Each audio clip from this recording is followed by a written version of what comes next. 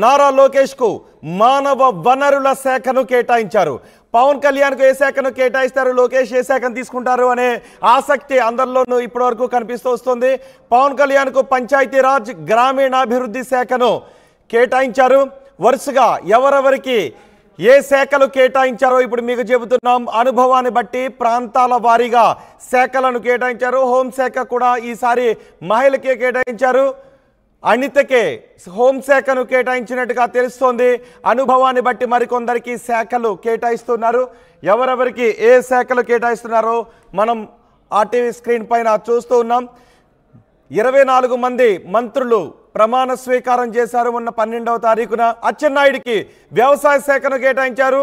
నాదెండ్ల మనోహర్కు పౌర సరఫరాల శాఖను కేటాయించారు. చంద్రబాబు క్యాబినెట్లో శాఖలు కేటాయిస్తున్నారు. పవన్ కళ్యాణ్ లోకేష్కు కీలక శాఖలు కేటాయించారు. అనుభవాన్ని బట్టి మరికొందరికి శాఖలు కేటాయిస్తున్నట్టుగా తెలుస్తోంది.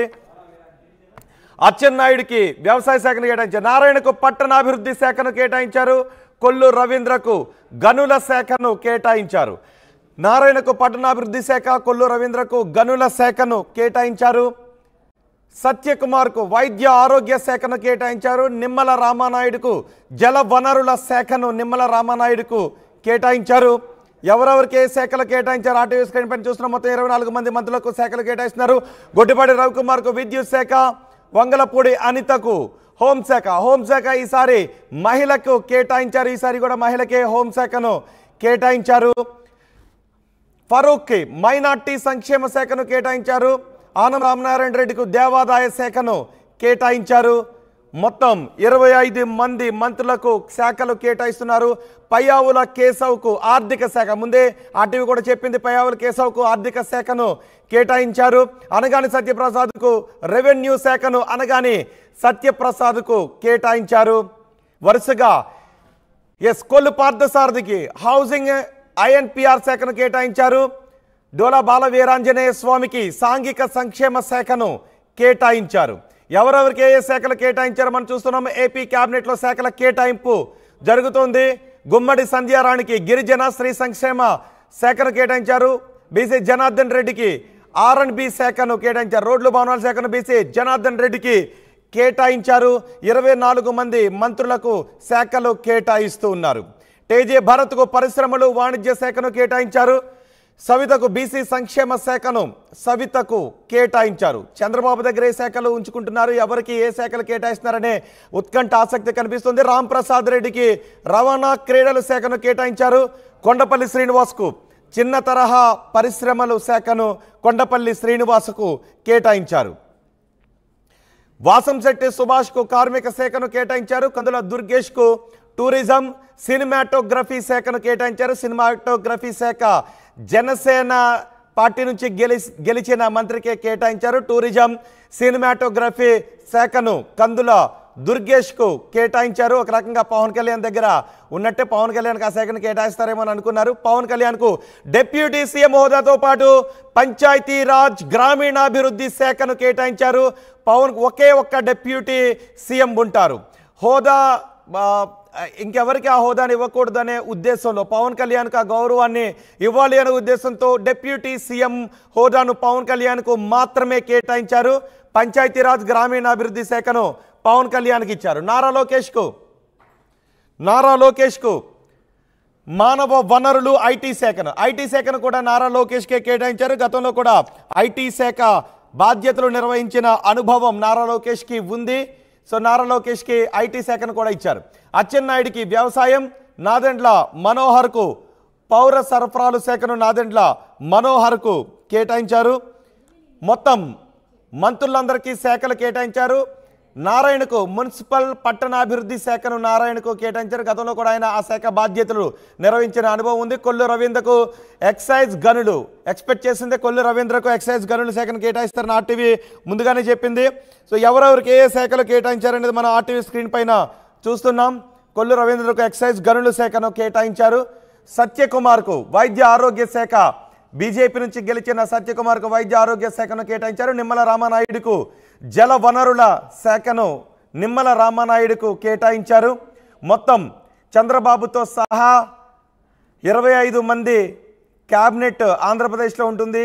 చంద్రబాబు తన టీంకు శాఖలు కేటాయిస్తున్నారు. గొట్టిపాటి రవికుమార్కు విద్యుత్ శాఖ, వంగలపూడి అనితకు హోంశాఖ మహిళకే కేటాయిస్తారు అని ఆర్టీవీ ముందుగానే చెప్పింది. అనితకు హోంశాఖను కేటాయించే అవకాశం ఉంటుందని ఆర్టీవీ ముందుగానే చెప్పింది. ఇప్పుడు అవే ఇక్కడికి వస్తూ ఉన్నాయి. ఎన్ఎండి ఫరూక్ మైనార్టీ న్యాయశాఖ, రామనారాయణ రెడ్డికి దేవాదాయ శాఖను కేటాయించారు.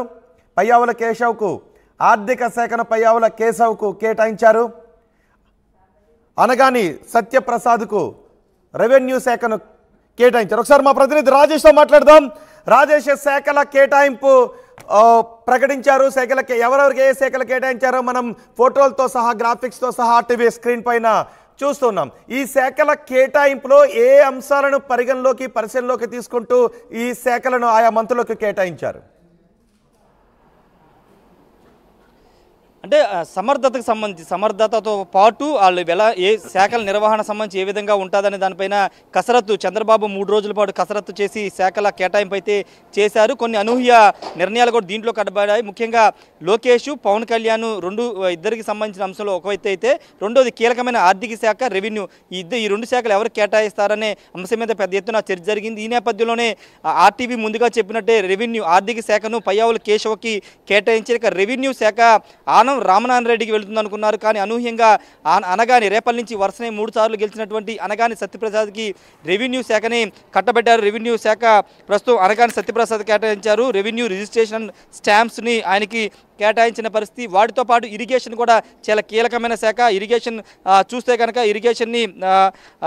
ఇరిగేషన్ శాఖకు చూస్తే కనుక ముందుగా మనం చూస్తే కనుక మిగతా శాఖలు చూస్తే కనుక 24 మంత్రులు ఒకసారి చూస్తే కనుక పవన్ కళ్యాణ్కి పంచాయతీరాజ్, రూరల్ డెవలప్మెంట్, అదేవిధంగా environment, forest, science and technology కేటాయించారు. నారా లోకేష్కి విద్యాశాఖ, హ్యూమన్ రిసోర్స్ అంటే విద్యాశాఖతో పాటు ఐటీ, ఎలక్ట్రానిక్స్ అండ్ కమ్యూనికేషన్స్, దాంతోపాటు ఆర్టీజీ అనే శాఖని 2018లో ఒక శాఖగా దాన్ని మార్చారు చంద్రబాబు. ఇప్పుడు ఆ శాఖని, ఆర్టీజీ శాఖను కూడా నారా లోకేష్ కేటాయించారు. అగ్రికల్చర్ సంబంధించిన అన్ని అగ్రికల్చర్, మార్కెటింగ్, అదేవిధంగా animal husbandry, dairy development, fisheries ఇవన్నీ కూడా కింజరపు అచ్చెన్నాయుడికి అయితే కేటాయించారు. కీలకమైన శాఖలు ఇవి కూడా. కొల్లు రవీంద్ర గతంలో ఎక్సైజ్ శాఖ మంత్రిగా పనిచేశారు. ఇప్పుడు అదనంగా మైన్స్ అండ్ జియాలజీ, గనుల శాఖ, గనులు భూగర్భ శాఖతో పాటు ఎక్సైజ్ శాఖను కూడా కొల్లు రవీంద్రకి కేటాయించడం జరిగింది. నాదెండ్ల మనోహర్కి ఆల్రెడీ 2 రోజుల నుంచి స్పెక్యులేషన్స్ వచ్చాయి, సివిల్ సప్లైస్ ఇస్తారని. దాంట్లో భాగంగా ఆయనకి food and civil supplies, consumer affairs శాఖను కేటాయించారు. ఇక పొంగూరు నారాయణ అందరూ ఊహించినట్టే మున్సిపల్ అండ్ అర్బన్ డెవలప్మెంట్ శాఖను అయితే కేటాయించారు. రాజధానిలో కీలకంగా ఉండేటువంటి శాఖ కాబట్టి పొంగూరు నారాయణకి ఆ శాఖ కేటాయించారు. ఇంకా వంగలపూడి అనిత మొదటి నుంచి ప్రచారం జరుగుతుంది. ఒకవేళ మహిళకి హోంశాఖ ఇవ్వాల్సి వస్తే అనిత పేరు ఫస్ట్ ప్రియారిటీ ఉంటుందని మొదటి నుంచి మనం చెప్తున్నాము. దానిలో భాగంగానే వంగలపూడి అనితకి home affairs and disaster management ఇచ్చారు. ఇక సత్యకుమార్కి దేవాదాయ ధర్మాదాయ శాఖ కేటాయిస్తారని ప్రచారం జరిగింది. ఎందుకంటే 2014-19 మధ్యలో దేవాదాయ ధర్మాదాయ శాఖ అప్పుడు పొత్తులో భాగంగా భారతీయ జనతా పార్టీ నుంచి గెలిచినటువంటి పైడికొండ మాణిక్యాలరావు ఆ పోస్టు నిర్వహించారు. కాబట్టి ఇప్పుడు సత్యకుమార్ కూడా అదే ఇస్తారని ప్రచారం జరిగింది. కానీ కీలకమైనటువంటి వైద్య ఆరోగ్య శాఖని సత్యకుమార్కి ఇవ్వడం జరిగింది.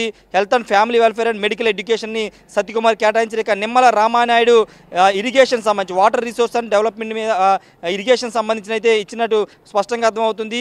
ఇక మహమ్మద్ ఫరూక్కి law and justice, minority welfare కేటాయించారు. ఆనం రామనారాయణ రెడ్డికి ఎండోమెంట్స్, అంటే ఆనం రామనారాయణ రెడ్డి చాలా సీనియర్ మంత్రి, సీనియర్ శాసనసభ్యులు, ఆయనకి చాలా పెద్ద బాధ్యతలు ఇస్తారనుకున్నాం. కానీ ఎండోమెంట్స్ దేవాదాయ ధర్మాదాయ శాఖని మాత్రమే కేటాయించారు. పయ్యావుల కేశవ్కి ఫైనాన్స్, ఆర్థిక శాఖ కేటాయించారు. అనగాని సత్యప్రసాద్ గురించి మాట్లాడుకున్న రెవెన్యూ శాఖ కేటాయించారు. ఇంకా కొలుసు పార్థసారథికి హౌస్ అండ్ ఐఎన్పిఆర్ సమాచార శాఖ మంత్రితో పాటు హౌసింగ్ కూడా కొలుసు పార్థసారథికి కేటాయించారు. ఇక డోలా బాల వీరాంజనేయ స్వామికి సోషల్ వెల్ఫేర్తో పాటు disabled and senior citizen welfare, సచివాలయం అండ్ విలేజ్ వాలంటీర్, ఈ 4 శాఖలు, సచివాలయం, విలేజ్ వాలంటీర్ అనే శాఖని 2019 తర్వాత అప్పుడు రాష్ట్ర ప్రభుత్వం తీసుకొచ్చింది. ఆ శాఖను అదనంగా జోడించి సోషల్ వెల్ఫేర్తో పాటు డోలా బాల వీరాంజనేయ స్వామికి కేటాయించారు. గొట్టిపాటి రవికుమార్కి కేవలం ఒక శాఖకి మాత్రం కేటాయించారు. విద్యుత్ శాఖని గొట్టిపాటి రవికుమార్ కేటాయించారు. ఇక కందులు దుర్గేష్ కూడా 2 రోజులు జరుగుతున్న ప్రచారంలో నిజమైంది. టూరిజం, కల్చర్ అండ్ సినిమాటోగ్రఫీ శాఖని కందులో దుర్గేష్కి కేటాయిస్తారన్న ప్రచారం జరిగింది. దానిలో భాగంగా ఆయనకి అదే శాఖను కేటాయించారు. గుమ్మడి సంధ్యారాణి సాలూరు నుండి గెలిచినటువంటి గుమ్మడి సంధ్యారాణికి women and child welfare, tribal welfare అంటే మీ ఎస్టీ కాబట్టి ట్రైబల్ వెల్ఫేర్ గిరిజన సంక్షేమ శాఖ కేటాయిస్తూనే ఉమెన్ అండ్ చైల్డ్ వెల్ఫేర్ శ్రీ శిశు సంక్షేమ శాఖను కూడా కేటాయించారు. ఇక బీసీ జనార్దన్ రెడ్డి అనంతపురం బనగానపల్లి నుండి గెలిచిన బీసీ ప్రాసెసింగ్ శాఖను అయితే కేటాయించారు. ఇక సవితమ్మ పెనుగొండ నుంచి గెలిచినటువంటి అనంతపురం సవితకు BC welfare, economic weaker section welfare and handlooms and textiles శాఖనైతే కేటాయించారు.